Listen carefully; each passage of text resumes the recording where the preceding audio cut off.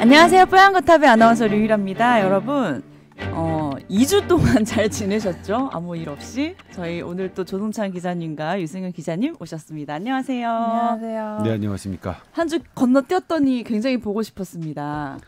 네. 유승현 기자가.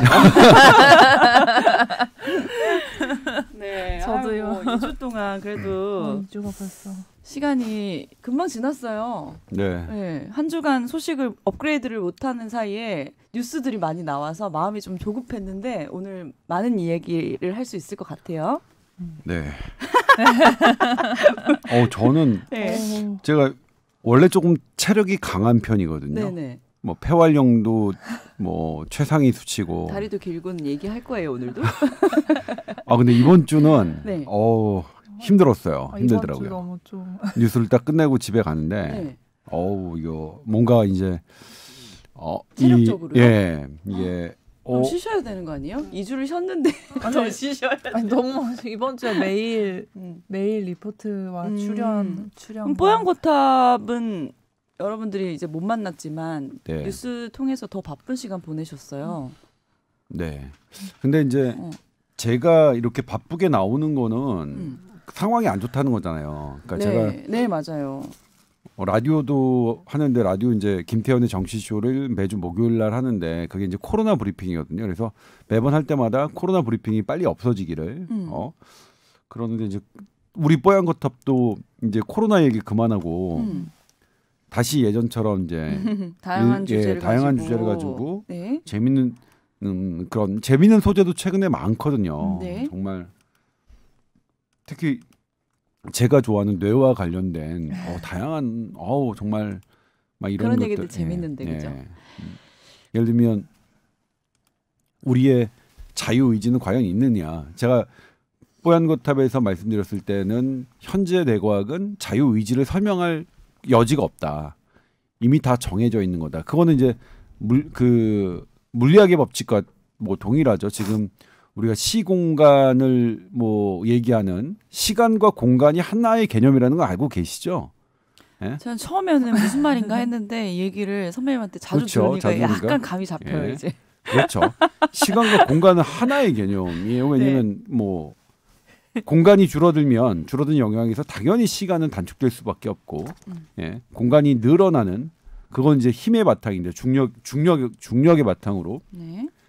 근데 그런 개념에서 사실 지금 현재 시간 과거와 현재와 미래를 우리는 과거의 어떤 일에 의해서 현재가 결정되고 네. 현재의 어떤 일에 의해서 미래가 결정된다 이렇게 우리가 다 알고 있지만 물리학자들은 그렇게 생각하고 있지 않거든요. 그러니까 대표적인 표현이 시간은 얼어붙은 강이다. 강은 강인데 얼어붙은 강, 흐르지 않는 강이라는 표현인데 그 개념이 사실은 뇌과학에도 적용되고 있었거든요. 근데 보니까 제가 코로나 때문에 정신없는 사이에 작년에 네. 이게 논문이 나왔어요. 자유 의지가 개입할 수 있는 여지. 네. 근데 그 자유 의지가 개입하는 여지의 단서가 뭐냐면 숨이었어요. 숨도 내쉬는 숨. 하는 거에. 그게 네. 그래서 제가 노래하는 거를 좀 비유를 그렇죠. 썼잖아요. 예. 그러니까 그래서 숨을 들일 때는 괜찮은데 내쉬는 건 진짜 큰 의지가 필요하거든요. 오랫동안 내쉬는 거. 빨리 들이마시고 싶으니까. 참아야 되는 거. 숨을 참는 거. 그게 의지인 거죠. 그게 뭐냐면 우리가 이제 결정돼 있다는 게 뭐냐면 우리가 어떤 행동을 해요. 제가 유승현 씨의 딱밤을 딱 때리기로 마음을 먹었으면 딱 때리는 순간에 뭔가가 되는 게 아니라 그 전에 뇌에서 어떤 파형이 일어나요. 그래서 이거 뭐야 미리 결정됐네. 제가 유승현 씨를 딱밤을 때리는 게 제가 의지가 그런 게 아니라 원래 결정돼 있었던 것. 그런데 이 숨을 내쉴 때 그 사전의 파형이 나타나는 게 확인이 됐어요.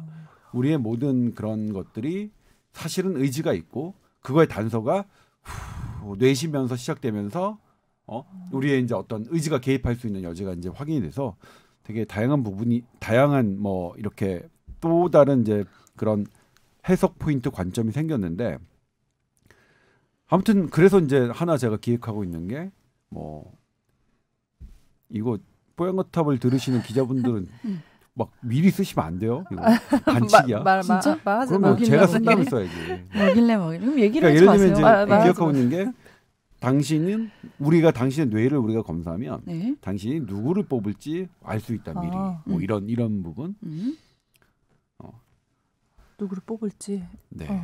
뭐 그런 부분으로 연결시켜서 좀 이런 우리가 뇌가 결정돼 있는 건지 아니면 어떤 부분에서 변화의 여지가 있는지. 그러니까 내가 지금 어떤 후보를 뽑으려고 했으면 이거는 계속 뭐 결정될 수밖에 없는 건지 아니면 변화의 여지가 있는지 뇌과학적으로 접근해 보는 그런 리포트를 준비하려고 하는데. 아 그러면 조만간 투표도 안 해도 되는 날이 오는 건가요?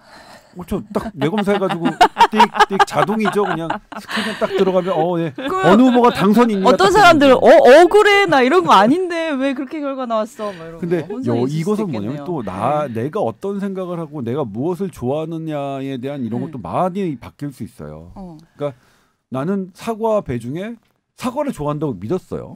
그렇지만 나의 뇌를 찍어보니 웃기지만 좋아하는 네가 반응하는 뇌는 훨씬 배야 뭐 이런 거죠. 난 분명히 조동찬 기자님 싫어하는데 찍었는데 좋은 걸로 나와. 진짜 억울하고 답답할 거 아니야. 나 진짜 싫어하는데. 저는 유일한 아나운서 뭐 예쁘다고 생각한 적이 없는데 딱 찍어보니 예쁘다고 생각해. 야 이렇게 또 바로 공격 들어온다? 나는 뭘까? 뭐 그런 거죠. 사이좋게 지내자고요. 하반기부터는. 내가 누군지를 그러니까. 사실 알 수 없는. 사실 근데 우리 그렇잖아요. 내가 맞아. 사실 어떤 일을 할 때 내가 진정 원하는 게 뭔지 모를 때가 참 많잖아요. 그러니까 네가 원하는 대로 해 그러면 나 그 말이 제일 싫어요. 그러니까 내가 되게 네가 하고 싶은 대로 해. 하면서. 비독립적으로 큰 것 같아.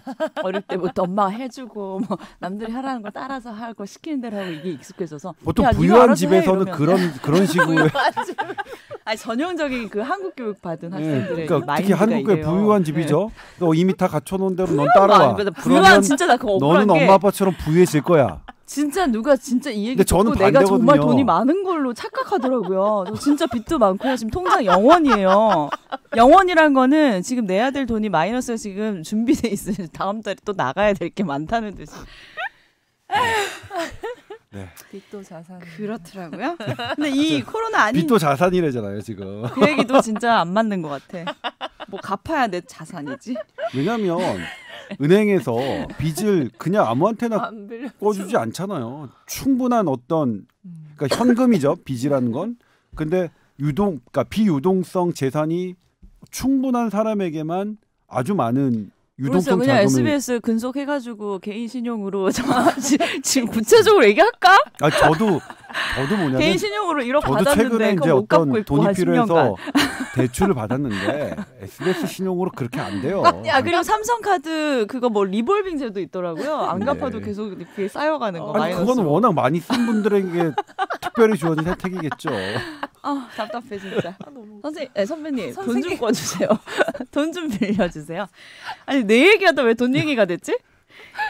어쨌든 코로나 얘기 안 하고 잠깐 다른 얘기 해도 이렇게 재밌는데. 아니 근데 유수영 기자가 어제 남주영 기자가 이제 곧 프랑스로 연수를 가는데 꼬치꼬치 캐묻는 거야. 남주현 선배 언제 출국하세요? 원래 23일 날 가신다고 하셨는데 저는 이제 그 전까지는 출근이 하시는 줄 알았어요. 근데 이제 다음 주부터 이제 준비를 하셔야 되니까. 근데 꼬치꼬치 캐묻는데 듣는 사람들이 뭐냐면 떼인 돈 있나? 전부 다 그렇게 생각했어요. 하시는 거예요? 어제 저한테 막 그런 질문하는데. 승현아 빌려줄 거면 언니한테 빌려주라. 그래서 제가 그랬어요. 돈이 없어. 나한테 100만 원 꿔주면 네가 남주현한테 떼인 돈 내가 받아줄게. 아니야. 나 50만 원만 꿔줘도 내가 받아줄게. 떼인 돈 없습니다. 그렇군요. 우리 남주현 기자님 이제 프랑스 가시니까 내년 이제 초쯤에 자리 잡으면 우리 한번 갈까요? 좋아요. 저도 막 코로나도 좀 좋아지고 이러면 한번 가면 상상을 할 수 있잖아. 그럴 날이 왔으면 좋겠다. 코로나 상황이 좋아져서. 진짜. 그랬는데 저희가 이제 2주간 쉬면서 이제 저희가 뭐 한 몇 주 전에 썸네일을 2,000명 돼도 놀라지 마세요. 그렇죠. 이제 그런 식으로 저희가 달았는데 정말 그 사이 2,000명이 됐어요. 예상은 저희가 이제 했는데 정말 되니까 많이 또 걱정이 되더라고요. 그 얘기는 이제 잠시 후에 본격적으로 할 텐데요. 그 전에 사연 하나가 들어와서 저희가 좀 소개를 해드리겠습니다. 안녕하세요. 얼마 전 화이자 백신을 맞았는데 다행히 아무 일이 생기지 않았습니다. 주사 맞은 어깨를 3일째 쉽게 올릴 수 없고 마치 무방비 상태로 주먹을 세게 맞은 후에 통증이 계속되는 듯한 느낌입니다. 아, 저도 똑같은 이 느낌이었어요. 왼쪽으로 맞았는데 왼쪽 가슴 부위에 한 3, 4일째 계속 통증이 있었어요. 근육통처럼. 한편으로 얼마 전 30대 청년이 백신을 맞고 사망한 뉴스 듣고 아버지께서 슬퍼하는 인터뷰 들으니까 그분은 왜 하필 그런 고통을 겪어야 하는지 하늘이 원망스럽기도 했습니다. 다 같은 마음이실 것 같아요. 자, 그런데 이제 사연 보내주신 부분은 이 부분인데요. 우리 아이 이야기입니다. 허벅지에 화염상 모반이라는 게 생겼습니다. 태어날 때부터 있었는데 지금까지 영유아 검진이나 소아과 갔을 때 물어봐도 병명도 모르고 그냥 지켜보자는 의견뿐이었는데 우연히 피부과에 들렸다가 화염상 모반이라는 걸 알게 됐습니다. 이게 아빠인 제 다리에도 비슷한 게 있는데요. 결국엔 아빠가 딸에게 몹쓸 유전자를 넘겨준 셈인 것 같아요. 피부과 의사 선생님은 큰 병원에 가보라고 했는데 레이저 시술로 제거한다는 이야기를 본 것 같은데 아이라서 쉽게 할 수술도 아니고 특별한 증상도 없지만 딸아이 허벅지에 딱 보이는 위치에 있어서 반바지만 입어도 노출이 되다 보니까 뭔가 하기는 해야 될 것 같은데 어떻게 하면 좋을까요? 하고 물어보셨어요. 사진도 보내주셨는데 이게 넓은 붉은 반점처럼 보이네요. 그죠? 네. 근데 사실 저희 아이들도 이제 이런 비슷한 증상이 있어서 제가 같은 고민을 하고 있는 처지거든요. 지금 네, 저희 아이들은 요 점이 아니라 카페오레 점? 제가 병원 많이 가봤는데 딱히 없어질 수 없는 점이라고 하더라고요. 아빠랑 아들 둘이랑 다 똑같이 있어요. 저희는 온몸에 있어요. 얼룩 젖소처럼. 근데 보기에 참 안 좋잖아요. 근데 제가 딸이 없어서 다행이다 이런 생각도 했었어요. 사실은 아들들은 뭐 그냥 그렇죠. 괜찮겠지. 아들들이야 뭐. 네. 근데 또 따님이시니까 또 많이 신경 쓰이실 것 같아요. 얼굴에 요만한 거 나도 신경 쓰이는데 근데 이게 8년간 이제 그냥 소아과에서는 지켜보자고 하셨다고 했는데 어쨌든 화염상 모반이 맞으면은 요즘 레이저를 하면은 좀 치료가 될 수 있는 거라고 생각을 하시면 되고 좀 좋아질 수 있나요? 하면은 좋아진다고는 돼 있어요. 근데 이게 한 번으로 좋아지는 게 아니고 지금 사진을 보니까 아주 또 넓지도 않은데 아주 작지도 않아서 근데 이 사진만으로는 뭐 제가 진단을 내리긴 그렇고 피부과 선생님 보시기에 화염상 모반이 맞다고 보셨으면은 이제 레이저를 하시면 되는데 이거 대학병원에 가셔도 되고 이거 요런 혈관종 종류를 전문으로 하는 그런 피부과들도 있어요. 밖에 대학병원 밖에 그런 쪽으로도 알아보셔갖고 하면 되는데 뭐 한 10번까지 또 하는 걸로 돼 있더라고요. 하면은 확실히 좋아지는 증상이 좋아지는 건 있나요? 한 사례들을 보면 많이 좋아진 사례들이 많아요. 뭐 100%라고 할 수는 없어도. 네. 그리고 옅어지기만 해도 좀 괜찮잖아요. 네. 그 여자 아이라서 진짜 더 신경이 쓰이실 것 같은데 본인 사진도 올려주셨는데 이게 이제 딸에게 물려준 거. 아버님은 다리털이 많아서 잘 안 보이세요. 아버님 다행히 잘 안 보일 일이 아닌데 죄송합니다. 네네. 그래서 이게 아기들이 태어났을 때 막 얼굴에 조그만하게 혈관종이 있는 경우도 있고 또 저희 애는 뒤에 이렇게 또 빨간 점이 목 뒤에 되게 크게 있어서 저는 이게 뭐지 이제 애기니까 잘 몰라서 이제 소아과 선생님한테 여쭤봤더니 그건 이제 연어반이라고 크면서 없어지는 거라고 하는데 아직도 약간 남아 있어요. 세 돌이 지났는데도. 근데 옅어지긴 하더라고요. 근데 화염상 모반은 그냥 둔다고 없어지는 종류는 아니고 이게 이제 커가면서 몸이 이렇게 커지면서 이것도 커지거나 같이 커지더라고요. 우리 애들도 보니까. 그리고 색깔 같은 것도 좀 변할 수 있어서 이제 지금이라도 어쨌든 가서 치료를 하시는 게 좋을 것 같고 뭐 레이저가 큰 부작용은 없으실 거예요. 뭐 색소 침착이나 뭐 그런 게 될 수 있다고는 돼 있는데 그것보다는 치료가 깨끗이 되는 확률이 더 많으니까 그렇게 하시면 될 것 같고 몹쓸 유전자를 넘겨주는 죄책감을 이렇게 써주셨는데 이 화염상 모반이 유전은 아니라고 돼 있어요. 근데 뭐 이거랑 다른 혈관 기형이 동반된 경우는 유전일 수 있다 이렇게 돼 있는데 우선은 너무 죄책감 갖지 마시고 그리고 이제 뭐 완벽한 유전자는 없잖아요. 맞아요, 진짜. 제가 그런 게 있으면 나는 그 사람이랑 다시 재혼할래. 우리 애들 보니까 머리도 나쁜 것도 나 닮았고 그냥 얼굴도 그냥 그렇고. 저는 다리 긴 유전자를 물려받았으나 그 뇌실이 큰 그런 것도. 뇌실도 유전되나? 뇌실 사이즈가? 맞아, 저번에 뇌실 크다고. 뇌실 커요. 뇌실 큰 게 근데 머리 좋은 거랑 관련 있어요? 뇌실 크면 뇌실질이 그러니까 뇌세포가 적은 거예요. 머리가 나쁜 거. 저는 왜 아무리 좋잖아요. 남들보다 공부를 열심히 해도 시험을 못 보나. 제가 신경외과가 된 다음에 이제 안 거죠. 에휴, 이럴 때도 겸손하시네요. 근데 이제 너무 그 걱정 안 하셔도 되는 게 왜냐면 이제 조금 다행스러운 측면을 말씀드리자면 네. 이런 게 이제 얼굴이나 조금 목이나 이렇게 좀 잘 드러나는 부위에 때문에 고생하시는 분들도 많거든요. 얼굴에 있는 분들도 많이 좋아지던데요, 네. 요즘은. 근데 예전에는 네. 정말 제가 레지던트 할 때 한 20년 전만 해도 잘 안 됐어요. 정말. 맞아요. 정말 난처했는데 네. 요즘에는 완치는 안 된다지만 예전에 비하면 이 정도면 진짜 뭐 훌륭하다 할 정도 눈에 잘 안 띈다. 예요. 근데 지금 유승현 기자가 얘기했듯이 화염성 모반이 맞다면 근데 피부과 진단은 진짜 어렵거든요. 정말 어려요. 피부과 진단은 똑같이. 그러니까 저는 뭐냐면 피부과 진단을 아예 못 내려요. 제가 보기엔 똑같은데 다르다고 하세요. 맞아요. 뭐가 달라. 아무리 봐도 저는 모르겠어요. 네. 네. 저는 모르겠어요. 예쁜 사람 안 예쁜 사람은 제가 바로 보면 아는데 피부과 병변은 진짜 모르겠어요. 그러니까 피부과 선생님들은 같은 점이어도 이거는 김이다, 이거는 점이다, 뭐 이렇게 분류하면서 보시긴 하더라고요. 네. 그래서 그게 맞는지는 이제 다시 한번 확인이 필요할 테지만 어쨌든 피부과 선생님이 뭐 그렇게 진단을 하셨으니까 맞을 테고 예전에 비하면 정말로 많이 그러니까 뭐 잘못된 유전자 이런 생각은 하실 필요는 없을 것 같아요. 근데 그 다리털 안 간 게 어디예요? 왜 그러세요, 진짜? 나 다리털 되게 많다? 여잔데? 맨날 제모예요. 아빠 닮아서. 근데 머리털은 별로 없어. 그렇습니다. 머리털 노화일 수 있다니까요. 응? 노화. 원래도 없었어요. 처음부터 많은 게 아니라. 아무튼 저희 아이들은 온몸에 얼룩덜룩 있는 수준의 점이거든요. 얼굴에도 있어요. 근데 다행히 진짜 보이는 볼 부분에만 없어서 이마에도 엄청 큰 거 있고 턱에도 엄청 큰 거 있고 그래서 저도 좀 이게 좀 레이저로 가능하면 지워보고 싶긴 하던데 좋은 방법 혹시 알게 되면 알려주세요. 근데 이 아레아 한글 파일에 사진을 이렇게 붙이는 기능이 있나요? 전 이런 거 진짜 못하는데 문서에 사진 붙여넣기 거예요? 붙여넣기. 전 특히 아레아 한글은 도저히 못 쓰겠어요. 잘. 저는 그래서 MS 워드를 주로 쓰는데 아레아 한글에 이렇게 사진을 붙여 이렇게 딱 깔끔하게 한번 배우면 거고. 어렵진 않으실 거예요. 붙여넣기 하면 될 것 같은데. 한번 도전해 보세요. 알겠습니다. 네.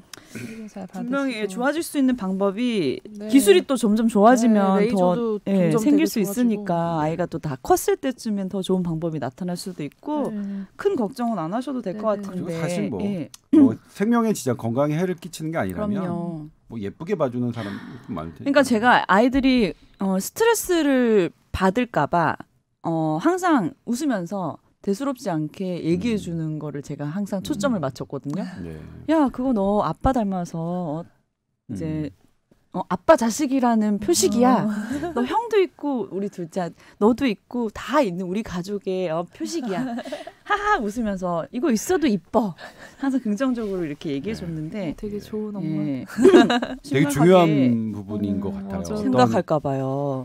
아이들이 어떤 이제 길 가다 넘어질 수 있잖아요. 네. 넘어졌는데 넘어진 걸 가지고 너 왜 주의 깊게 못해? 뭐 이렇게 해서 그 넘어진 것을 부정적으로 아이가 느끼게 하는 것과 괜찮아 일어서면 돼 일어섰지 안 다쳤지 괜찮아 넘어질 수 있어 이렇게 어떤 긍정적으로 하는 것은 되게 중요한 개념이거든요. 그래서 그렇게 이것도 긍정적으로 긍정적으로 말씀해 주시고 병원은 뭐 당연히 그러시니까 이제 우리 뽀얀거탑 청취자니까 당연히 뭐 그러시리라고 믿지만 그렇게 해주십시오. 그러니까요.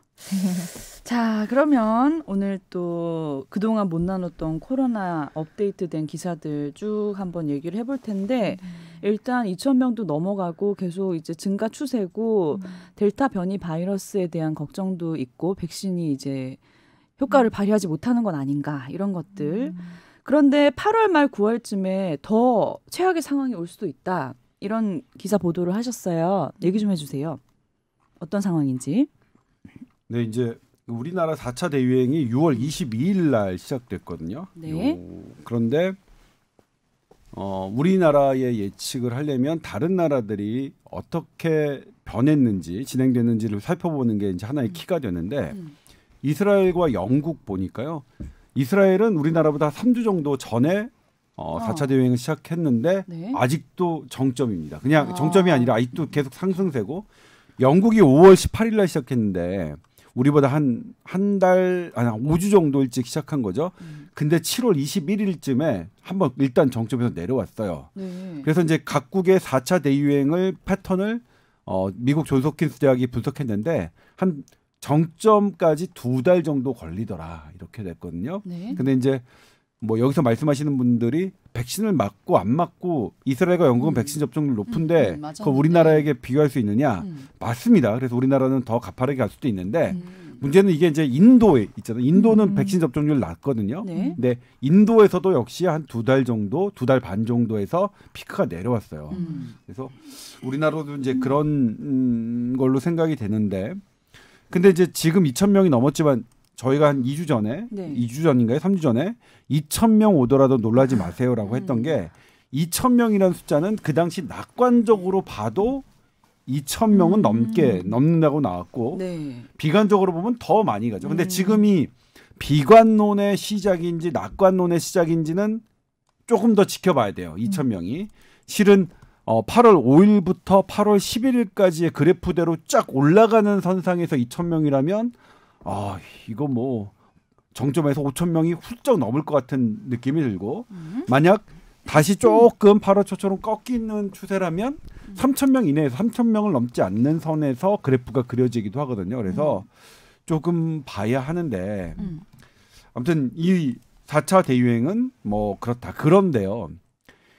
지금 전체 환자 수를 제가 계속 요즘에 자주 하는 게 이스라엘, 영국, 미국, 프랑스, 독일 이런 나라들과 비교하거든요. 네. 우리나라만 보면 유승현 기자가 이제 한번 기사를 했지만 4차 대유행 되게 심각해요. 1차, 2차, 3차 때와 뭐 차원이 다르게 높고 큰 그래프인데 다른 나라랑 비교하면요. 어마어마하게 훌륭한 그림입니다. 네. 인구 100만 명당 기준으로 다시 인구 표준화를 하더라도 연령별 표준화를 하더라도 네. 우리나라 그래프 다른 나라랑 비교하면 어마어마하게 좋은 거죠. 제가 어제도 정부 관계자와 전문가님들을 만나서 했던 얘기가 네. 제발 우리 대한민국 국민 탓하지 마라. 그리고 맨날 뭐 어떤 일부의 일탈 행위를 들어서 이렇게 국민들이 나태해져서 2,000명 왔다. 뭐 이렇게 급속도로 퍼진다. 이렇게 하는 게 주된 그 발언들이었잖아요. 정부 브리퍼들의. 네. 제가 그랬어요. 당신들은 여기에 모인 사람 우리도 그렇지만 월급 그대로 받아서 사는데 지장은 안 받았어요. 좀 불편했죠. 네. 그런데 자영업자들은 사실 지금 1년 넘게 사는데 지장을 받고 있거든요. 근데 사는데 지장 없는 그런 교수님들, 공무원님들이 계속 조금만 더 뭐 굵고 짧게 한다는 때는 언제고, 예? 뭐 그런 말은 쏙 들어가고 계속 뭐 아주 무덤덤하게 더 연장해야 됩니다. 더 강력한 조치해야 됩니다. 뭐 더 연장하거나 더 강력한 조치하더라도 우리를 포함한 아주 잘 사는 사람들은 우리 SBS가 보도했지만 코로나가 정말로 이분화시켰잖아요. 잘 사는 사람과 못 사는 사람들. 우리나라만 나타나는 게 아니라 이미 미국, 영국에서도 다 보고가 됐어요. 코로나19의 이런 사회적 거리두기, 강력한 사회적 거리두기가 사회적 약자를 더 침몰시킨다고. 네. 그런데 거기에서 사회적 강자라는 전문가들과 이런 분들이 계속해서 뭐 한다는 거 지금은 저는 어떠냐면 솔직히 말해서 좀 역겨워요.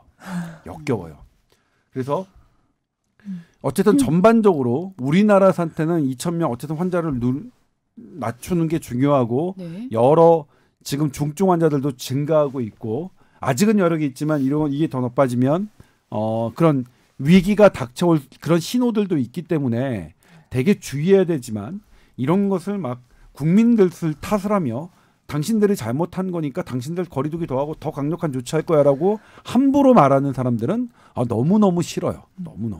너무너무 분노가 뭐 치밀고 제발 그런 소리는 그러니까 사실 그럴 거면 우리도 월급 깎아야죠. 깎아서 뭐 이렇게 좀 고통분담하고 그래야죠. 계속 뭐 코로나 안 걸리는 거는 그분들은 솔직히 말해서 코로나 걸리는 게 본인한테 해로운 건지 내가 지금 당장 굶어 죽는 게 해로운 건지 모르는 판단에 맞아요. 계속 먹고 살기 걱정 없는 사람들이 계속 뭐 한다 하는 거 그럴 여력이 없다. 지금 특히 우리나라에서 사회적 약자, 경제적 약자인 분들은 그럴 여유가 없으니까 한가한 소리, 그렇게 뭐 연장하면 돼요. 더 강력하게 하면 돼요. 이런 한가한 소리 하지 좀 그만했으면 좋겠어요. 네. 그러니까 뭐냐면 제가 어제 정말로 많이 화를 냈는데 코로나와 공존은 이게 이제 신종감염병 중앙임상위원회의 한 교수님이 말씀하신 코로나의 공존은 한가한 소리가 아니라 네. 절박한 거다. 왜냐하면 맞아요. 너무나 그러니까 위급한 상황인데 얘랑 어쨌든 얘를 이 나쁜 놈을 멀리하는 거는 불가능하니까 네. 지금 현재 얘는 어쩔 수 없이 인정하고 가장 급한 불부터 끄자라고 말씀하신 거예요. 그러니까 코로나의 공존을 어제 중수본의 보건복지부 대변인 그리고 중수본에서 했듯이 사회적 공존, 코로나의 공존 고려하지 않겠다고 했죠. 정말 한가한 분들이에요. 정말 사회적 약자, 사회적 그 취약계층을 이런 헐떡임 이런 것들을 전혀 느끼지 않고 어떻게 고려하지도 않고 있습니다. 고려해야죠. 지금 이것 때문에 이게 지금 막 헐떡거리는 분들 네. 지금 CPR 해야 될 판국인데 네. 정말 한가하기 짝이 없는 중수본의 브리핑이었고 그걸 고스란히 받아 쓰는 우리 기자님들. 물론 다 요즘에는 이제 그렇진 않아요. 근데 일부 기자님들은 또 고스란히 받아 쓰시더라고요. 그게 맞는 것. 조금만 취재해 보면 우리나라 사실 신종감염병 중앙임상위원회는 정부가 인정한 최고 컨설턴트 그룹 아닙니까? 서울대병원과 국립중앙의료원에서 그런데 하나도 취재하지 않고 이런 것들이 어떤 의미를 갖고 어떤 맥락이 있는지 확인하지 않고 기사 쓰는 거는 저는 지금은 그거는 되게 뭐라고 할까? 되게 큰 잘못이라고 생각해요. 저도 사실 뭐냐면 제가 누누이 말씀드리지만 2020년, 2021년 코로나 팬데믹에서 저를 포함한 이 분야의 기자들은 상당히 분명히 흑역사에 기록된 부분이 분명히 있을 거다. 너무 정부 브리핑에 의존했고 제가 백신 공급 괜찮다 이랬다 정부 이렇게 밝혔다 뭐 수도 없이 얘기했는데 결과적으로 뭐 오늘 미국에 가신대요. 모더나 공급 지연에서 항의하시러. 근데 실질적으로 조금만 취재해 보면 그 항의 방문이 전혀 의미 없고 사실 우리 국민을 위한 어떤 액션에 불과할 가능성이 되게 높은데도 그래도 이제 우리는 막 그걸로 항의를 방문하면 대단히 뭔가가 있을 것 같은 그런 기사들도 나오고 있어서 네. 아무튼 그렇습니다. 그러니까 선배님이 지금 이제 델타로 인한 4차 대유행이 좀 더 정점은 조금 있다 올 거고 그런 얘기도 해주셨고 또 이 코로나에 대한 공존에 대한 부분 많은 분들이 이제 버틸 대로 버티면서 이 부분에 대한 논의도 필요하다 생각하지만 정부는 지금 선을 그었다. 이제 쭉 얘기를 해주셨는데 우리 유승현 기자님도 같이 취재를 하셨으니까 좀 추가로도 얘기를 해주세요. 근데 이게 이제 복합적인 요인이 지금 정부에서는 이게 그러니까 방향을 전문가들은 그냥 공존하자, 편하게 가자, 그냥 독감처럼 우리 그냥 일상생활하자 이거는 아니거든요. 사실 네. 이원적으로 살펴볼 필요가 있고 이제 한쪽으로는 어쨌든 확진자 수가 늘어나면 지금 중증도나 입원하는 환자의 비율은 되게 많이 줄었어요. 비율로 따지면. 근데 절대적인 수는 환자 수가 급증하면은 얘도 같이 따라서 늘 수가 있는 거기 때문에 막 병상이 부족하거나 하면 또 의료 체계가 붕괴가 올 수가 있고 왜냐하면 코로나 환자가 중증이 많아지면 수가 많아지면 어쨌든 다른 중환자를 또 케어해야 되는 의료진이나 이런 게 부족해질 수 있으니까 네. 그런 거는 충분히 확충을 하고 또 백신 접종률은 접종률대로 빨리 올리되 이제 그런 이렇게 확진자 수에만 집착하지 말고 공존을 하는 방향으로 가자 이렇게 하는 건데 네, 정부는 왜 선을 긋는 건가요? 정부는 아직 확진자 수가 잡히지 않고 있고 네. 백신 접종률이 낮다는 이유로 이제 추가적인 방역 대책에 대해서 고민을 계속 하고 있고 검토를 하고 있다고 밝히고 있는 상태예요. 왜냐하면 또 그 입장은 지금 사실 옛날에 저희가 4단계 5단계 체계였을 때 네. 2.5단계에서 어떻게 했는지 혹시 기억이 나시나요? 얘기해 주세요. 그때 막 카페도 잘 못 가고 시간도 이렇게 제한이 9시 막 이렇게 더 짧았고 네. 그때는 헬스장도 못 갔잖아요. 저희가 뭐 헬스장이나 그런 실내 체육 시설 못 가고 이제 또 그런 거 운영하시는 분들이 거리로 나와서 이제 또 힘듦을 토로하시기도 하고 배달을 하시면서 생계를 이어가시기도 하고 막 이런 상황이었는데 지금은 또 그게 가장 강력한 4단계에서는 또 그런 시설을 이용할 수가 있게 되고 또 실내 체육 시설 이런 데서도 또 감염이 또 계속 나오고 있어요. 집단 감염이. 그러니까 그런 부분에 대해서 더 강화를 해야 되지 않냐 이런 의견들도 또 계속 있고 이게 약간 양극의 좀 다른 의견들이 있는 거예요. 그래서 그러려면 또 그런 거를 컨트롤하고 뭐 통행 금지 시간을 더 빨리 더 이른 시간으로 하고 더 규제를 강화해야 되지 않냐 이런 의견과 공존해야 된다는 의견. 사실 이게 완전히 다른 것처럼 보이지만 어떻게 좀 믹스를 해서 가야 되는데 이거는 검토하고 있지만 이건 아니다. 이제 공존은 아직 검토하고 있지 않다. 이런 식으로 딱 양극단으로 또 가버리니까 네. 이제 전문가들 입장에서는 좀 답답한 부분이 있는 것 같아요. 일단 이제 신종감염병 중앙임상위원회가 네. 공존으로 방향을 선회한 이유는 우리 이스라엘이 완전 접종률, 2차 접종률이 전 세계에서 가장 높거든요. 네. 근데 8월 11일 날 신규 확진자 얼마 나왔냐면 7,668명 나왔어요. 그러니까 델타 변이는 네. 백신을 2번 맞는다고 해서 확진자를 줄이는 건 불가능하다. 네. 영국도 지금 마찬가지고요. 그러니까 확진자는 우리가 아무리 노력해도 줄일 수 없다. 그런데 이스라엘의 특징은 뭐냐면 그렇게 환자가 느는데 사망자는 여전히 잠시만요. 사망자는 매우 낮습니다. 그러니까 환자가 늘어도 사망자가 확 줄면 그러면 그건 우리가 대처할 수 있는 거죠. 그러니까 뭐 예를 들면 정말로 위급하고 해야 될 게 너무 많고 하는 건 뭐냐면 가장 중요한 일 그리고 가장 우리가 할 수 있는 일을 하자는 게 공존의 개념이에요. 네. 그러니까 지금 정부 당국자는 그 공존의 개념조차도 모르고 있는 거예요. 지금 세계적인 학자들이 우리나라의 최고 전문가들이 공존을 어떻게 생각하고 있느냐 개념조차도 그러니까 뭐냐면 그래서 중환자 환자를 중심으로 정말로 더 우리의 역량을 모여야 한다. 그건 뭐냐면 공존 고려. 그러니까 중환자 고려하고 있지 않다는 뜻인가요? 그게 아닌데. 그건 아니지만 네. 물론 그 뜻은 당연히 아니겠지만 너무나 확진자에만 초점을 너무나 맞추는 그렇죠. 거죠. 한가롭고 네. 너무나 이 업데이트가 안 돼 있고 너무나 세계적인 추세 모르고 너무나 델타 변이를 모르는 그런 발언들이에요. 근데 이제 어떤 얘기까지 나오냐면 네. 델타 변이는 사실 전파를 막는 거는 불가능하겠다라는 얘기까지 나와요. 그래서 그래요? 계속 어떻게 계속 검진 유지의 방침이 맞느냐 이렇게 되면 예전에 지금 우리가 독감 환자 카운팅 잘 안 하잖아요. 그게 뭐냐면 예전에 2009년에 신종플루가 나타났을 때 그때 세계보건기구가 계속 카운팅을 했었습니다. 지금처럼. 그러다가 이제 딱 타미플루가 나오고 이제 이걸로 우리 더 이상 많이 죽지 않았 한 다음부터 카운팅을 안 하고 안 했거든요. 네. 그래서 지금 그 다음부터 뭐냐면 건강한 뭐 이런 환자들 그냥 저기 하는 거예요. 그냥 알아서 약 먹고 하는 거고. 그 다음에 각국의 의료 체계에서 어떻게 됐냐면 독감으로 폐렴해서 위중한 사람들에 집중할 수 있었죠. 신종 감염병 중앙임상위원회에서 어떤 얘기까지 했냐면 네. 역학조사 우리 지금 다 하고 있잖아요.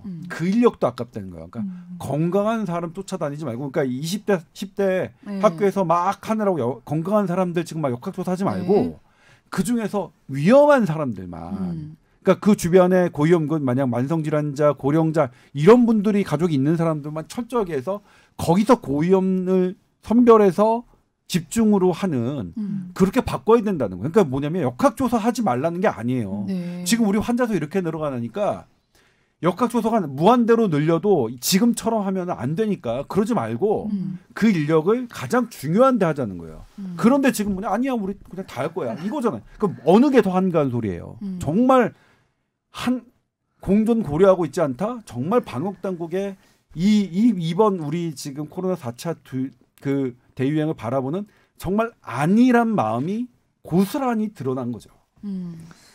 물론 진심이 그게 아니라면 정말 위중증 환자 한다면 말을 잘못한 것이고요. 네. 네. 그러니까 뭐냐면 우리의 여력이 지금은 소진되고 있으니 우리의 여력을 이제는 어쩔 수 없다. 가장 중요한 데 쓰자. 이 개념이 코로나 공존의 개념인 거예요.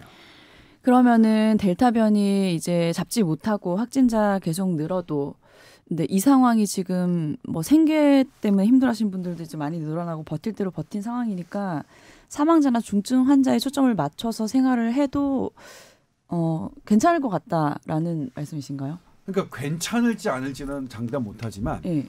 지금 지금대로 하는 것보단 이게 피해를 사망자를 그러니까 덜 나타나게 할 수 있다, 줄일 수 있다는 거죠. 어쨌든 지금 뭐냐면 네. 확진자를 줄이는 건 이미 백신을 접종 완료한 나라들 안 됐고 그다음에 상황이잖아요. 지금 사회적 거리두기 네. 우리 얼마 했죠? 지금 4단계를 거의 한 달 가까이 하지 않았나요? 네. 했죠 한 달. 네. 지금 근데 우리나라도 안 줄고 있죠. 그러니까 왜냐하면 사회적 거리두기라는 게 오랜 시간 머무는 것을 제한하는 그런 개념입니다. 근데 델타 변이는 아주 짧은 시간에 초기에 그것도 이거 뭐 이런 말씀 이거는 지금 막 제가 엠바고가 걸려 있는 사람들이 많아서 네. 제 머릿속에 그래서 시원하게 말이 안 나오는데 시원하게 말을 할 네. 수가 없는 상황이 좀 많은데 네. 이게 엠바고가 다음 주 월요일인지 화요일인지 모르겠는데 이 델타 변이는 달라요. 그러니까 네. 사실 뭐냐면 지금 우리의 생활치료센터 자가격리 기간 모든 걸 바꿔야 되는 시점이에요. 델타 그래요? 변이는. 그리고 지금의 역학조사로는 쫓아갈 수가 없어요. 그게 이제 그거를 뭐 어떻게 제가 그럼 사실은 뭐 백신을 많이 이제 빨리 더 많이 맞아야 되는데 이것도 사실은 소용이 없는 얘기일 수도 있겠네요. 근데 백신을 맞는 거는 예를 들면 방어율이 지금까지는 좋다고 돼 있는데 네. 지금 더 최근에 나오는 것들로는 방어율은 모르겠다. 그런데 하나 확실한 건 뭐냐면 증상? 알파 변이보다 델타 변이의 중증 예방률은 오히려 더 높아요. 왜 그런지 모르겠지만. 증상 완화 이런 거네요. 예. 그러니까 중증으로 빠지는 확률은 사망 피하는 확률은 이상하게 알파가 훨씬 잘 막았어요. 알파는. 근데 알파에 대해서 중증을 예방하는 확률이 델타 변이 중증 예방 확률이 더 큰 거예요. 델타 변이 방어는 못 하는데. 그러니까 이 우리가 갖고 있는 무기 백신의 무기로 전파를 차단하는 거는 델타에서는 안 맞는 거죠. 오히려 중증 환자를 관리하는 체계가 과학적으로도 맞고 그리고 전반적인 우리의 여력도 그렇고 그리고 어제 또 그런 얘기도 나왔어요. 소아과 하시는 분인데 30년 동안 감염병을 했지만 코로나처럼 어린이에게 피해가 없는 감염병은 처음이다. 그렇다면 근데 왜 이걸 학교를 안 보내느냐. 어린이들은 아무 지장이 없는. 처음에는 저도 막 보도해서 어린이가 뭐 하면 뭐 하다. 물론 아직은 1년 반밖에 안 돼서 장기적인 악영향까지 없으리라고 단언할 수는 없겠지만 우리의 역량을 한정된 역량을 어디에 집중할 것이냐의 문제다. 그렇게 봐야겠죠. 네. 그럼 지금 우리가 뭐 최고 단계인 4단계로 이제 방역 수칙을 지키고 있는데 뭐 추가적으로 더 강한 방역 조치를 검토 중이라고 한다는 거는 뭘 말하는 걸까요? 그럼 그거는? 그런 부분인 거예요. 옛날처럼 이제 시설 이용을 더 제한을 시키거나 이제 통금 카페나 짐 시설 이런 것들 아까 말씀하신 것들요. 그런 거 근데 뭐 자세한 거는 이게 이제 사회 경제적인 피해 때문에 쉽게 결정을 할 수가 없기 때문에 검토에 시간이 걸린다 이렇게 말을 하는데 사실 이것만 검토를 할 게 아니라 저희가 재차 말하는 이 공존 방안을 같이 뭐 백신 접종률 빨리 끌어올리고 이런 거 다 같이 해야 되는 게 물론 어렵긴 한데 필요하죠. 근데 이제 그런 거에 지금은 초점을 맞춰서 더 강화하는 방안을 계속 검토를 하고 있다. 하지만 아직 발표 시점은 모른다. 이게 입장이에요. 4단계를 열심히 지키고 있는데도 예, 이걸 이제 전문가들이 한 그것에 대해서 어제 이제 그것도 전문가가 한 분이 하셨는데 그런 말씀하셔 쉽게 우리가 영업 제한 시간을 9시에서 10시로 늘린 다음에 환자가 더 늘었나요? 그런 근거 있나요? 두 번째, 자 6시 이후에 4인에서 2인으로 바꿨죠. 줄어서 줄었나요? 환자 더 줄었나요? 더 그런 근거 있나요? 네. 우리 그러면 왜 하는 거죠? 왜 늘리고 왜 줄이는 거죠? 그러니까 지금 막 예를 들면 코로나 바이러스 입장에서는 되게 웃길 거예요. 낮에는 막 가족들하고는 안 먹는데 옆에 사람들이 있어. 특히 그 지하철 타거나 버스 타면 뭐 수도 없이 많은 사람들이 있고 아침에 지하철 타면 뭐 그냥 근저 2m 이내가 아니라 거의 뭐 10cm 이내예요. 다 마스크를 쓰시고 있긴 하지만. 그건 마스크 쓴다고 쳐도 낮에 식당에서 우리가 점심 먹거나 할 때 그러니까 옆자리에 모르는 예를 들면 사람들 저는 가족하고는 4인이 갈 수 그러니까 저녁을 먹을 때 4인하고 갈 수 없어서 2인하고 가는데 근데 옆에 다른 사람이 있으니까 마스크 벗고 왜 저분하고는 되고 가족은 그러니까 바이러스 입장에서는 되게 그러니까 사실 뭐 어쩔 수 없는 측면이 있지만 그래서 이제 그런 부분들이 사실 우리가 조정하고 예를 들면 뭐 헬스장에서 뭐 6km per hour 속도 이내의 음악만 틀고 그런 것들 뭐 초기 단계에선 그럴 수 있겠지만 근데 그런 것들이 시간이 지나 보니까 별 효과가 없겠고 사실은 정부가 더 강력하게 할 수 있는 단계라고는 두 가지예요. 셧다운과 락다운인데 셧다운은 뭐냐면 아예 가게는 문을 닫는 거예요. 지금 영업은 하잖아요. 못 닫게 하고 그다음에 락다운은 뭐냐면 아예 이동을 제한하는 거야. 자 이제는 모든 사람들 집에 일주일 동안 2주 동안 집에만 있습니다. 다 자가격리인 거죠. 그런데 그거 뭐 그렇게 하면 뭐냐면 일단은 줄어들 텐데 2주 후에 어떻게 될 것이냐. 2주 후에 이 뭐냐면 줄어든 만큼 폭증할 것이다라는 게 사실은 많은 사람들의 견해예요. 잠시 늦추는 거지. 그러니까 그럼 그렇다면 계속 해야 돼. 상당 기간 해야 되는데 상당 기간 그렇게 하면 정말 코로나가 정말 그렇게 없죠. 그 피해인지 우리 지금 그래도 사망률이 작년 12월에 비해서 확 떨어진 거 80대, 70대, 60대가 접종 완료율이 높아지면서 공교롭게도 지금 80대 위중증률이 국내에서 제일 낮거든요. 왜냐하면 80대의 2차 접종률이 가장 높아서 네. 그렇다면 우리가 지금 해야 될 일이 뭔지는 뭐 분명하죠.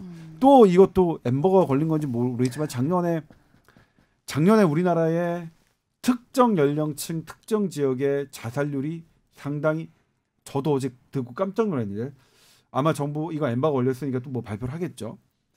상당수 조금 증가했어요. 그러면 이제 뭐 추정이 되는 거잖아요. 이게 이 강력한 사회적 거리두기의 피해. 그러니까 지금은 모든 리스크를 다 고루 생각해서 가장 적은 리스크에 하는 거죠. 우리가 지금 리스크를 아예 걸지 않을 수는 없으니까. 그러니까 저 어제 정말 너무 화났던 게 그런 말도 했어요. 그랬고 아니 그러면 코로나 안 걸리는 게 좋고 사람들이 뭐 이렇게 뭐 뛰어내리고 한강 이런 거는 괜찮은 건가요? 그런 거는 속 안 상하세요? 왜 감염병 전문가니까 그런 거는 상관없으세요? 너무 지금은 하나만 그러니까 감염병만 생각할 수 있는 문제가 아니에요. 네. 이거는 서울 신종감염병 중앙임상위원회는 감염병 중앙임상위원회인데도 분명히 선언하셨거든요. 지금은 감염병만 생각할 수 있는 단계를 이미 지났다. 네. 그러니까 그런데 이제 그건 문제예요. 그런 정말로 전문가들 사이에서는 전문성이 의심받는 사람이 기사의 인터뷰는 가장 많이 등장하는 게 대한민국 언론의 가장 큰 또 어두운 점이에요. 이건 저를 비롯해서 왜냐면 기자들 일하다 보면 우리 유승현 기자 금방 알겠지만 일단은 쉬운 사람이 편하잖아요. 취재하기 말해주고 그쵸. 전화 잘 받는 사람이 하는 거니까. 맞아요. 근데 그런 거에 너무 우리가 익숙해져. 그러니까 정부는 왜 정부 거를 그대로 쓰냐? 맨날 그냥 말해주니까 묻지 않아도 맨날 브리핑해주잖아요. 하루에 2번씩. 그러니까 무조건 모든 방송사 뉴스에 정부의 주장이 2번씩 들어가는 거예요.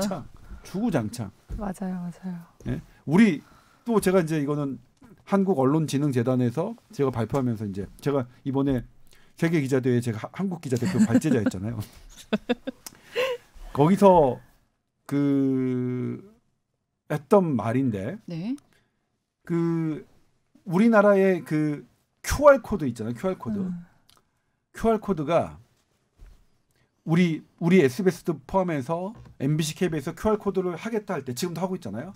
방송사 전부가 QR 코드 이렇게 하는 겁니다. 정부의 발표에 맡아서 중계를 타면서 이렇게 했습니다.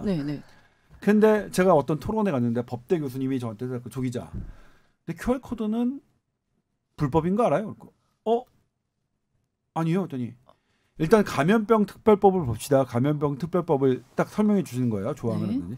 여기서 국가가 개인의 정보를 취득할 수 있는 조항은 확진자거나 확진 가능성이 높은 사람이에요. 딱 한정돼 있어요.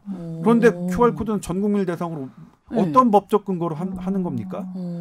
제가 죽비를 맞는 듯했어요 그때 작년에. 그러니까 우리가 지금 정부가 초법적 위법적인 물론 QR코드가 감염병을 추적하고 막는데 효과가 있다는 건 입증됐어요 그 부분은. 네. 근데 이건 불법적인 거잖아요. 그러니까 예를 들면 범인을 간첩을 잡는데 뭐 도청하고 뭐 이렇게 하는 게 좋다고 우리가 그거를 함부로 사용해서는 안 되는 것처럼. 그런데 우리 대한민국 언론 어땠죠? 저도 그래. 저 정말 그냥 아무 생각 없이 그냥 왜냐면 그냥 아무 생각 없이 정부가 이렇게 뭐 해주고 뭐 그때 뭐냐면 방송사들이 그러면 그래요. 아 이거 풀 해달라서 섭외해달라. 풀해서 섭외해달라. 그러면 뭐 정부에서는 막 힘들게 우리가 어렵게 섭외했으니까 풀 짜가지고 뭐 SBS 뭐 유승현 기자하고 카메라 기자하고 가서 하면 방송사 다 나눠서 이런 것만 해왔던 거예요.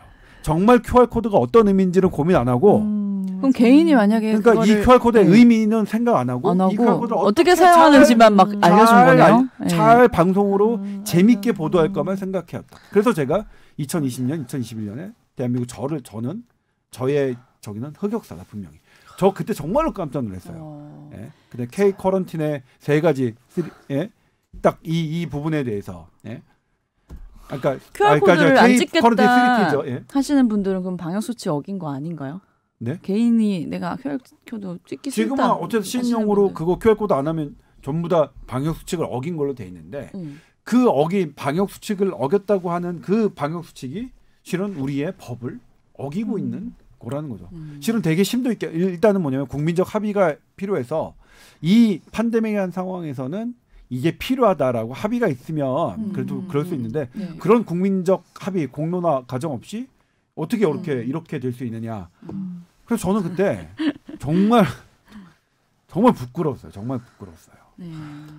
참 코로나가 어쨌든 뭐 법적으로는 그게 안 된다고 하더라도 국민들이 자발적으로 하고 있는 부분이니까 다행인 거죠, 뭐. 네, 그래도 뭐 그리고 저는 정말 어디 우리 국민의 대한민국 국민을 탓할 수 있는 사람은 없어요. 말을 너무 잘 들어요. 아니 그리고 이 정도로 그러니까 지금도 뭐냐면 사망자 전 세계 최저 수준이고요. 확진 환자 수 우리 2,000명 넘었는데 4차 대유행 전 세계 그래프 딱 보잖아요. 우리나라 최저예요, 최저. 백신 맞은 국가들보다 최저예요. 이거는 다른 백신 맞지 않은 국가들 막 저 후진 국가들 막 튀고 일본도 막 튀잖아요. 그런데 대한민국 국민들 2,000명 넘어서 3,000명 넘었다고. 그리고 어차피 이 2,000명이라는 숫자는 낙관적인 전망에서도 나올 수 있는 숫자인데 이걸로 너무 우리 국민들 너무 다그치거나 그럴 이유 없고 그리고 이제 이 델타 변이가 주는 어떤 많은 데이터들을 상대로 코로나의 종식은 불가능하다. 백신으로도 전파를 차단하는 것은 불가능하다는 그런 데이터를 갖고 조금 더 해야 되겠고요. 또 제가 이제 백신 접종 계획도 그 전에 알파 변이까지는 1차 접종을 많이 하는 게 좋았어요. 그래서 세계보건기구도 그렇게 규정을 내렸는데 이거는 알파 변이 베이스된 정책입니다. 델타 변이는 바뀌고 있어요. 1차 접종 많이 늘리는 것보다 2차 접종을 고위험군에게 먼저 완료하는 게 중요하다. 그 바뀐 정책. 물론 국가의 백신 접종 계획을 바꾸는 것은 어마어마하게 쉽지 않은 일이지만 그래도 그 쉽지 않은 일이 국민의 생명을 지키는 일보다 더 중요할 수는 없다. 가장 중요한 건 국민의 생명이라는 것을 갖고 그렇게 좀 정부 관계자들 그리고 정부 관계자들에게 조언을 하시는 전문가들 좀 그런 마음 가졌으면 좋겠어요. 제가 맨날 뉴스에서 이제는 최고 전문가와 좀 전략을 짜야 된다라는 말씀을 괜히 드리는 게 아닙니다. 정말 지금 정부에게 컨설팅하는 전문가 그룹 정말 전문성이 의심될 때가 있어요. 특히 제가 이번 제주도에서 20대 우리 유승현 기자가 보도했죠. 20대 모더나 맞고 사망한 사례요. 저희도 보도했다고요. 모더나 사망 사례 있다고 혈전증. 그 전에 그리고 제주도의 그 의사 선생님도 그 논문 보고 의심했고 거기에 역학조사관도 의심했는데 질병관리청이 처음에 의심 못했고 근데 질병관리청만 안 했으면 사실 질병관리청 막 뭐라고 할 수 있겠지만 질병관리청이 전문가 자문 회의를 거쳤는데도 그 전문가란 분들이 아니야 모더나니까 그랬대요. 세상에. 정말 그 얘기 좀 자세히 해주세요. 이게 20대 여자분이 잔여 백신을 맞으신 거예요. 네네네. 건강했던 분이 잔여 백신을 맞고 혈전증 증상이 발생해서 응급 수술을 받고 이제 의사들이 보기에 이제 이 혈소판 감소성 혈전증이라고 하잖아요. 그냥 얀센이나 아스트라제네카 맞고 생긴 부작용 중에 하나로 이제 흔히 알려져 있는데, 근데 이 사람 모더나에 맞았지만 그게 의심이 되는 거예요. 네. 혈소판도 떨어져 있고. 뭐 그 기준들이 막 있어요. 혈전증이 있고 뭐 영상 검사를 했는데 그런 소견이 있고 그래서 이거를 그 부작용에 맞는지 검사 뭐 PF4라는 그 검사를 하는 게 있어요. 그거를 하려면 이제 질병관리청에 의뢰를 해서 이제 검사를 해야 되는데 아예 그거는 이건 모더나기 때문에 아니다. 그렇게 된 거예요. 근데 이게 제주도 그 방역 당국에서 3차례 요청을 했나? 그랬는데 계속 처음에 이분이 내원했을 당시에는 해명 자료를 냈어요. 질병관리청에서 보도가 나가니까 처음 내원했을 당시에는 혈소판이 떨어지지 않았었다. 그래서 그 모더나였고 혈소판이 떨어지지 않았기 때문에 자기네가 이제 거부를 한 거고 근데 제가 계속 여쭤보니 결국 나중에 혈소판이 떨어진 게 맞아요. 그래서 의료진도 계속 재차 의뢰를 한 건데 어쨌든 가장 중요한 이유는 모더나라는 이유로 그 2가지 백신이 아니라는 이유로 그리고 뭐 혈액 그 응고 자문단 뭐 이런 자문 전문가에서도 이거는 검사 대상이 아니라고 했다는 답답하네요. 의견을. 네. 그리고 그 사람 환자가 제가 그 보도에서 거예요. 제가 이제 그걸 뭐냐면 대한 신경과 학회에서 저에게 보도를 그 자료를 준 거예요. 네. 그래서 그때 이제 그걸 하시는 교수님이 뭐라고 말씀하셨냐면 모더나 드물긴 하지만 모더나도 그러니까 모더나 파이저 mRNA 백신도 생길 수 있으니 왜냐하면 기전이 그 특정 항체가 PF4라는 항체가 갖고 있는 사람에게 어떤 백신이 혈관으로 침투될 경우에는 그렇게 생길 수 있는 것 같다. 그렇기 때문에 막는 게 이제 혈관으로 침투하지 않도록 백신을 접종하는 방법 이런 방법과 그다음에 이게 모더나도 얀센 파이자보다는 훨씬 드물지만 생길 수 있으니 이런 증상이 나타나면 반드시 병원에 가야 된다. 빨리 치료를 받아야 된다. 그리고 왜 이게 중요하냐면 일반 혈전증 치료와 백신으로 생긴 혈전증 치료가 완전히 달라요. 완전히 달라요. 지금은 백신 혈전증이라고 알면 의료진 치료진들이 초기에 하면 거의 사망하지 않아요. 지금은. 이런 시국에서 이런 일이 벌어졌다는 게 정말 안타깝고요. 그다음에 이런 것들을 어쩔 수 없는 사망은 이건 정말로 아무리 노력해도 안 된다 하는 거는 저희도 그냥 넘어가겠어요. 그런데 이런 거 살릴 수 있는 사망을 막아줘야 저희 기자들이 백신 맞아달라고 국민들께 말씀드릴 수 있어요. 정부의 정책대로 자신 있게 이런 사망 막아주셔야 살릴 수 있는 사망 막아주셔야. 예? 그래서 제가 아까 계속 좀 계속 예를 들면 공존에 대한 개념도 지금 중수본의 대변인과 중수본의 브리핑하시는 분들의 말씀을 들으면 업데이트가 안 돼 있어요. 계속. 그리고 지금 주사 부작용도 지금 자문회의를 거쳤다는데 그분들 업데이트 됐는지 진짜 잘 모르겠고 제가 처음에도 그랬지만 임신부 저기도 그랬어요. 미국이나 유럽에서는 전부 다 임신부 접종하는데 우리 임신부 접종 얘기도 안 하고 있잖아요. 지금 미국 CDC는 이미 다 권고로 바뀌었는데 우리 뭐 이제 4분기에 하겠다 말겠다 하고 그러니까 사실 보도가 먼저였어요. 질병관리청에서 얘기한 적도 없고 SBS 보도가 제일 먼저였는데 그것도 저도 뭐냐면 제가 찾은 거 아닙니다. 저는 기자는 저 신경외과 전문했는데 뭘 알겠습니까? 감염병에 대해서. 전부 다 저한테 제보하시는 분들 때문에 저도 알게 되는 건데 그렇게 제보하시는 전문가들은 밖에 있고 기자에게 저 같은 아무 힘없는 기자에게 제보하고 정말 안에서 정책하시는 분들의 전문가들은 이런 거 생각도 안 하고 예? 밖에서 모더나도 TTS 생길 수 있으니 이런 주의해야 한다는 전문가는 밖에 있고 안에 있는 전문가는 정작 모더나에서 TTS 의심되는 환자가 아니라고 하고 이러니까 정말 답답해 죽겠는 거예요. 그래서 이거가 이제 대대적으로 계속 보도가 되고 이슈가 되니까 이제 한 국회의원분이 이런 거에 대해서도 그냥 무조건 검사를 하게 하는 법안을 또 발의를 하겠다고 하시더라고요. 이제 약간 이게 다 일이 일어나고 나서 하는 거라 좀 답답한 측면들이 있고 근데 또 조금 모순이 되는 거는 같은 mRNA 백신인 화이자 백신을 맞고서 의심된 사례에 대해서는 또 검사를 했던 거예요. 3건 정도. 그래서 그럼 그건 왜 했냐 했더니 이게 인과관계를 분명히 밝혀서 뭐 이렇게 치료를 하고 뭐 이런 것보다는 네. 약간 좀 연구 목적이 있었다. 진짜 맞는지 보기 위해서 또 그런 말씀을 하시더라고요.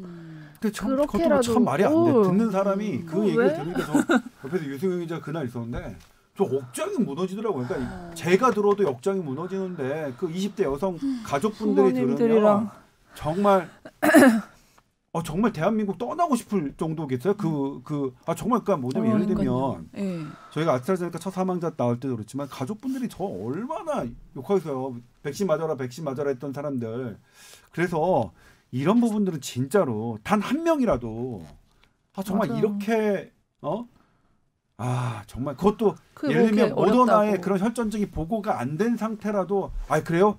그래도 뭐 과학적으로 맞지 그런 뭐가 없지만 해봅시다. 이래야 될 판국에 이미 나와서 논문까지 떡하니 케이스 리포트까지 나와 있는 와중에 그리고 신경과학회에서 기자에게 이런 거 필요하니까 알려달라고 해서 인터뷰까지 다 나간 마당에 그리고 해당 제주도에 계신 의사도 알고 역학조사관도 아는 마당에 이거는 정말 그래서 안타까운 일이에요. 진짜 문제예요. 왜냐하면 역학조사관들이 이제 의사로 구성된 경우 의사가 역학조사관을 같이 하는 경우가 많은데 이제 이런 분들이 백신 부작용인 것 같다고 이제 얘기를 듣고 그거를 질병관리청에 보고를 하면 이게 수용되는 비율이 진짜 낮대요. 다 우선 거부를 당하는 사례가 너무 많아서 답답하다 이런 얘기를 이제 역학조사관 하시는 분한테 들었거든요. 근데 이것도 마찬가지 사례고 너무 사망이라는 큰 결과가 초래된 사례라서 이런 부분에 대해서 좀 적극적으로 해줬으면 좋겠어요. 이게 제주도에 계셔서 그렇지 만약 서울에 사는 분이어서 기자들이 다 그 병원하고 이런 게 중계차 타고 했었으면 이렇게 넘어가지 않을 겁니다. 맞아. 네? 너무너무 답답하고 안타깝네요. 이 부분은 저는 그날 뭐냐면 완전히 그냥 어떠냐면 이제 이러면 어떻게 백신 맞으라고 해요 이렇게. 그러니까 이게 또 지금 젊은 층은 화이자 모더나 중심으로 간다고 하는데 이런 사례를 보면 또 사람들이 나 백신 안 맞아. 그래서 지금 예약률 또 좀 저조하다 이런 상태고. 어쩔 수 없는 거는 뭐 정말 뭐 불가피한 거는 우리가 받아들여야겠지만 정말 제주도 이때 여성 사례 오죽하면 제주도 역학조사관이 그렇게 공식적인 브리핑을 나는 의심했는데 질병청은 거부했다. 이렇게 브리핑을 합니까? 같은 그분도 이제 의사이고 질병청한테 잘못하면 본인이 살아갈 길 얼마나 어려움을 예상하는데도 너무 화가 난 거죠. 너무 화가 난 거죠, 사실은. 저희 정도만 돼도 조금 공부하면 알 수 있는 것들이니까 전문가 그리고 중요한 위치에 계신 분들은 더 열심히 공부하고 연구하셔서 이런 일은 다시는 없었으면 좋겠네요, 정말로. 제가 저에게 조언해준 분들에게 물어봤더니 너무 안타깝대요. 정말 너무 안타깝대요. 너무. 근데 왜 그분들은 진짜로 이 죽음 정말 시리어스하게 생각하시는지 잘 모르겠어요. 그 자문하셨던 분들 아니라고 그렇게 하셨던 분들. 예? 사실 다 그거 회의록 밝혀야 되는 회의록 답도 저기거든요. 정말 전 그 정도라고 났어요. 이렇게 무책임하게 아니다. 모더나니까 아니다라고 하셨던 분들 이름 다 적어놔야 돼요, 사실은. 아니 이게 그리고 그런 보도가 나가면 설명 자료라고 아니다. 우리는 이렇기 때문에 안 했다는 약간 해명 자료를 기자들한테 주시거든요. 네.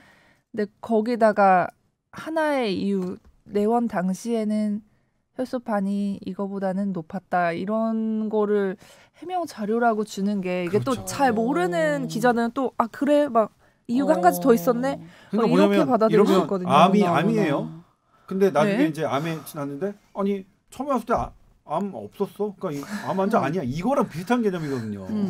확실히 그 다음에 와서 아니었어, 암이 발견됐으면 암 환자인 거죠. 이게 지금 내원 시간은 사실은 환자가 언제 왔느냐의 시간이지 내원 시에 이게 조건이 안 됐다고 아니라고 판단했다. 근데 나중에 보니까 기준에 맞았다. 이것도 사실은 그것도 참 옆에서 듣고 있자니 와. 네. 아휴, 너무 안타깝습니다. 네. 자, 이런 일 없어야겠고요. 네. 없었으면 좋겠습니다. 이제 네. 2번 다시. 그런데 이런 일이 없으려면 정말로 이런 좀 재정비를 해야 될 것 같아요. 예?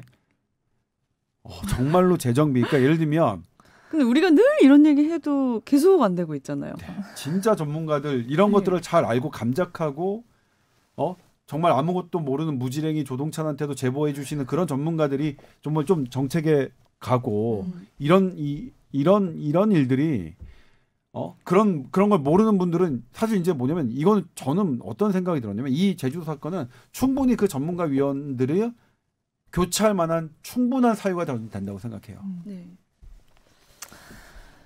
알겠습니다. 자, tower@sbs.co.kr로 메일 보내주시면 됩니다. 오늘 여기까지 할까요? 네. 마지막에 너무 슬프네요. 제주도 20대 얘기를 하니까 또 이게 또 막 그러네요. 마음이. 그러네요. 다음 주까지 별일 없이 지내시고요. 또 다음 주에 더 많은 업데이트 소식들 전해드리도록 하겠습니다. 오늘 하루도 건강하게 보내세요. 안녕히 계세요. 감사합니다. 네, 고맙습니다.